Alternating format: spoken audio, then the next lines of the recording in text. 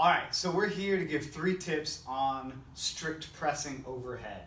I think that, who's going to lead off? Hannah, you're going to lead off? All right, so the first thing, and probably the most important thing, especially if you're going for a max, is to, as soon as you pick up the bar, press it overhead. Don't hang out in your front rack. Just be ready to press it overhead. So Dane's going to show you how fast you need to be.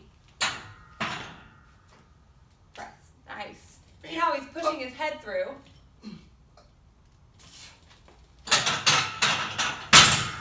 Nailed it. Second thing with overhead pressing is learn how to grind. Grinding is a skill, and this means the sticking point for the overhead press is going to be right around your forehead. Most people hit that point, they're like, oh, it slowed down, and they give up and throw it.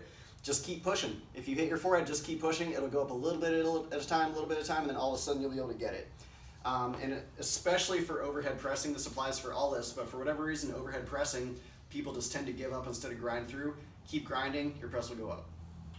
Last but not least is creating tension, and this goes for all lifts, and so you'll probably hear us repeat this a lot, but the more tension you can create from the shoulders all the way down to your toes, the more stable your body is going to be, which means the more force you're going to be able to produce through those muscles that are being used to lift overhead. And that's really crucial, because if you're kind of like a limp noodle, or like, you know, things are moving around down below and you're trying to press overhead, you're not going to be able to produce as much force as you would if you were super solid and nothing's moving, everything's braced, my butt's squeezed, abs squeezed, my chest is squeezed, and I'm pressing overhead with that tension.